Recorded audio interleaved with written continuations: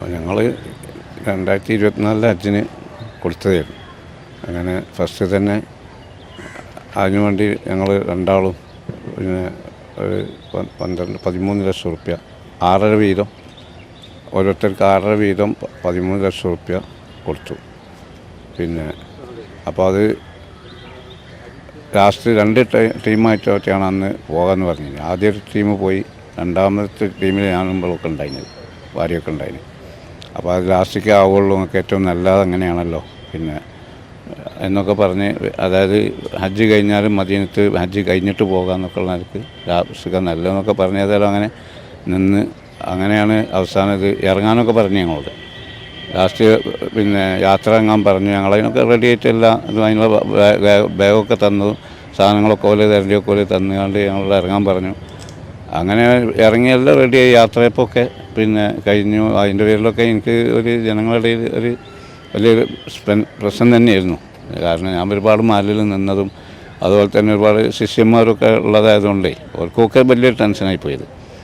അങ്ങനെ പിന്നെ ഞങ്ങൾ ഓരോ സമയത്തും ഓരോരോ ന്യായങ്ങളോ അല്ലെങ്കിൽ ഓരോ കാരണങ്ങൾ പറഞ്ഞിട്ട് പിന്നെ എന്തായാലും പൈസ തരും, ഇനി അഥവാ പറ്റിയില്ലെങ്കിൽ നിങ്ങളെ ഹജ്ജിന് എന്തായാലും കൊണ്ടുപോകും, അങ്ങനെയുള്ള ഒരു വാഗ്ദാനങ്ങളാണ്. അതിൽ വിശ്വസിച്ചാണ് ഞങ്ങൾ ഇന്ന്. ഒരിക്കലും ഇങ്ങനെ വഞ്ചിക്കപ്പെടും എന്നുള്ളൊരു ധാരണ ഞങ്ങൾക്ക് ഉണ്ടായില്ല. ഇങ്ങനെ പിന്നെയാണിത് ഒരു ശരിയല്ലാത്ത രീതിക്ക് നീങ്ങാൻ തുടങ്ങിയത്. ഇത് അന്വേഷിച്ച് ചെല്ലുന്ന ആളുകളെ പേരിലൊക്കെ പിന്നെ എന്തെങ്കിലും ഇല്ലാത്ത കുറ്റങ്ങൾ പറയുക, പിന്നെ ഭീഷണിപ്പെടുത്തുക, അടിക്കാൻ നോക്കുക, പോരാണ്ട് അങ്ങനെയൊക്കെ ഉണ്ടായിട്ടുണ്ട്. അപ്പോൾ അത് ഉണ്ടാക്കിയത് പിന്നെ ഞാൻ പറഞ്ഞല്ലോ, പിന്നെ വീട് സ്ഥലം കൂടി കുറഞ്ഞ ഒരു 13-12 സെൻറ്റ് സ്ഥലമുണ്ട്. അതിന് പിന്നെ വിറ്റുകൊണ്ടൊക്കെയാണ് ഉണ്ടാക്കിയത്. എൻ്റേത് അതിന് ഇവൾക്ക് ഓളെ വാപ്പാൻ്റെ കുറച്ച് പൈസ കിട്ടീന്, അത് പോലത്തെ ഞാനും കൂട്ടി അങ്ങനെ ഉണ്ടാക്കിയാണ്ട് കുറേ നമ്മൾ പള്ളിയിൽ നിൽക്കുന്നതല്ല, ഒരു വരുമാനം നമുക്കൊന്നുമില്ല. ഉള്ള യഥാർത്ഥം അങ്ങനെയാണ്. നമുക്ക് ഒരു വരുമാനമോ സ്ഥലമോ ഭൂമിയോ ഒന്നുമില്ലാത്തൊരു, പിന്നെ ഹജ്ജ് ചെയ്യാനുള്ളൊരു ആഗ്രഹം കൊണ്ടാണ് ഞാനും ഇവളും അതിനും ഒരുങ്ങിയത്. അപ്പോൾ അത് ഇങ്ങനെ ആയിപ്പോയാലുള്ള സങ്കടം നല്ലോണം ഉണ്ട്. കാരണം നമുക്കിപ്പോൾ ഇതൊക്കെ എങ്ങനെയായാലും ഹജ്ജ് ചെയ്യണമല്ലോ എന്നുള്ള മോഹം കൊണ്ടാണ്. ഇനിയിപ്പോൾ നമുക്ക് പിന്നെ ഹജ്ജിന് കൊടുത്തിട്ടുണ്ട്, ഞാൻ വെയിറ്റിംഗ് ലിസ്റ്റിലാണ്, ഭാര്യയ്ക്ക് കിട്ടിയിട്ടുണ്ട്. അപ്പോൾ ഇനി കൊടുക്കണമെങ്കിൽ ഒരു പൈസയും കയ്യിലില്ല, എൻ്റെ കിട്ടില്ലാത്തൊരു നിവൃത്തിയില്ല. നമ്മൾ കൊടുത്ത പൈസ കിട്ടും തരും എന്നുള്ള വാഗ്ദാനം ഓനും പറഞ്ഞിരുന്നു. അപ്പോൾ കിട്ടുമെന്ന് വിചാരിച്ചിട്ടാണ് നമ്മളൊക്കെ അതിനൊരുങ്ങിയത്.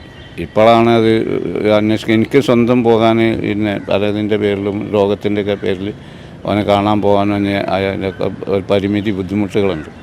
അപ്പോൾ അതിൻ്റെ പേരിൽ ചെല്ലുന്ന മക്കളും മരുക്കളും ഒക്കെ ചെന്ന് പറഞ്ഞാൽ ഇവൻ ഭീഷണിപ്പെടുത്തലും വെള്ളമൊക്കെ ആയി അങ്ങനെയാണ് ഇപ്പോൾ ഉള്ളത്. അതുകൊണ്ടാണ് ഇപ്പോൾ ഇതിനൊക്കെ ഒരുപാട് കാലത്തെ നമ്മൾ മുമ്പേ പിന്നെ കുറേ ആദ്യമേ ഇതിനൊരുങ്ങിയതാണ്. കാരണം നമുക്ക് അങ്ങനത്തെ ഒരു വരുമാനക്കാരൻ ഉണ്ടായിട്ടില്ല. പക്ഷേ ഹജ്ജ് നിർബന്ധമാവുന്നുള്ള സ്ഥലമൊക്കെ വിറ്റിട്ടെങ്കിലും പോകണം എന്ന് വിചാരിച്ചിട്ട് അങ്ങനെ ഒരുങ്ങിയതാണ്. പിന്നെ ഒരുപാട് കാലത്തെ സമ്പാദ്യം കൊണ്ടാണ് നമ്മൾ അതിനൊരുങ്ങിയത്. ഉള്ള സമ്പാദ്യം വെച്ചുകൊണ്ട് അങ്ങനെ കുറേശ്ശെ ഉണ്ടാക്കിയാണ്ട് അങ്ങനെ പോയാൽ നമുക്ക് ജീവിതാവസാന കാലത്ത് വെച്ചിട്ട് ഒരു ഹജ്ജൊക്കെ ചെയ്തിട്ട് പോകാം, പരലോകയാത്ര ചെയ്യാന്നുള്ളൊരു ഉദ്ദേശത്തിലാണ് ഇത് ചെയ്തത്.